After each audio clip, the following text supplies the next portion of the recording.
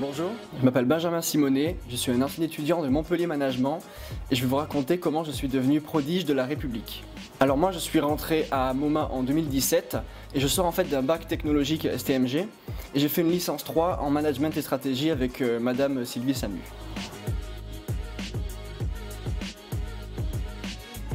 Alors actuellement en fait je suis étudiant en master dans une école privée qui s'appelle Schema. Et en fait j'ai eu la chance pendant mon parcours de travailler à mi-temps dans cette école-là. Donc en fait j'ai eu un rapport assez privilégié avec certains professeurs. Et un des professeurs que j'ai rencontré qui s'appelle Yvan Costemanière, il a en fait lui une association qui est une épicerie solidaire qui s'occupe de récupérer des denrées alimentaires pour les gens qui en ont vraiment besoin. Et dans l'idée on s'est dit pourquoi est-ce qu'on n'utiliserait pas cet asso, parce que moi j'ai accès à des étudiants et on ferait pas un truc intelligent et on a dit du coup on va monter une épicerie. Alors en fait moi je vivais dans une résidence et donc j'avais accès à pas mal d'étudiants, donc des Français et des internationaux et lui en fait il récupère de la nourriture qui arrive à péremption et l'idée c'est qu'au lieu de jeter on pouvait l'utiliser pour moi que je le récupère et que je le donne aux étudiants derrière. Et donc effectivement lui avait vu ma condition et du fait qu'il avait des denrées supplémentaires, on s'est dit tiens je vais te prêter une voiture. Donc effectivement il m'a prêté une voiture pendant toute l'année et régulièrement, 2 fois par semaine, parfois plus, on récupérait des denrées alimentaires et on les amenait à la résidence pour les gens qui en avaient besoin, pour les jeunes. Donc à la base, quand on l'a monté, il y avait forcément peu de gens qui étaient au courant, donc on avait un petit groupe d'étudiants qui étaient au courant de ce que je faisais. Et au fur et à mesure, ça a commencé à marcher. Et c'est beaucoup le bouche à oreille qui a fonctionné, parce qu'en fait, les gens voyaient régulièrement les fameuses caisses que j'apportais avec la nourriture devant le palier de l'accueil.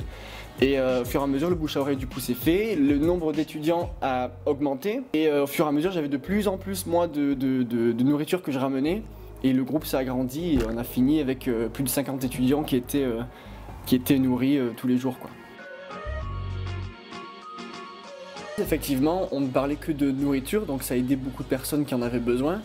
Et au fur et à mesure, je me suis rendu compte que beaucoup de personnes, dont beaucoup d'internationaux, donc on avait beaucoup de Chinois et d'Indiens, ça leur apportait en fait un côté social. Et au final, c'est devenu un rendez-vous quasiment quotidien. Et on a vraiment créé un groupe amical et très, très fraternel en fait avec cette nourriture-là. Le projet m'a beaucoup apporté. Il y a un côté humain qui est certain parce qu'il y avait effectivement beaucoup de nationalités. Il y avait notamment des Indiens et des Chinois, mais on a eu beaucoup de personnes d'Amérique du Sud, des Colombiens et des Mexicains. Et même en termes humains et culturels, ça a été extrêmement riche. Il y a eu le côté pratique de la nourriture, d'aider des gens, mais le côté humain était très important. Et en plus de ça, il y a tout l'aspect logistique et gestion de projet qui a été important. Comment est-ce qu'on gère la nourriture, celle qui va arriver à péremption ou non, et comment est-ce qu'on gère les déplacements et les transports de palettes. En fait, pendant la crise sanitaire, le gouvernement a monté un système qu'ils ont appelé le prodige de la République. Et en fait, l'idée, c'est que ça récompensait les jeunes de moins de 30 ans qui ont aidé pendant la crise.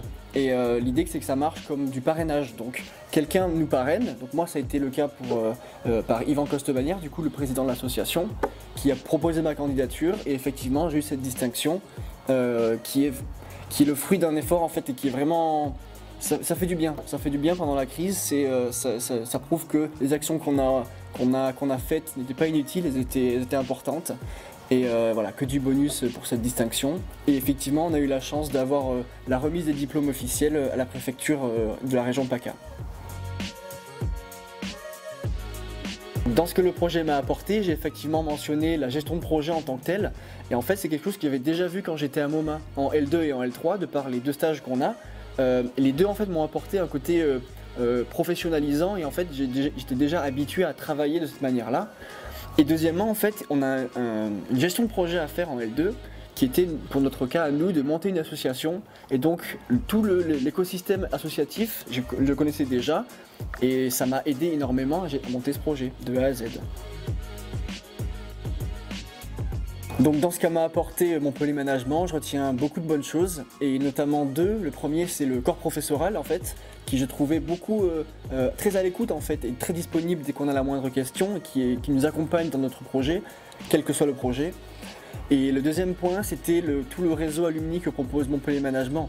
Donc aujourd'hui je suis moi-même un alumni donc je trouve que le côté on s'aide les uns les autres en tant qu'enseignant étudiant, c'est très important.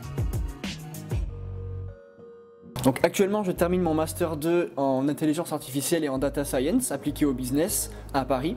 Et je cherche en fait à avoir un poste de type data scientist ou product owner. J'espère bien dans l'énergie ou dans la santé.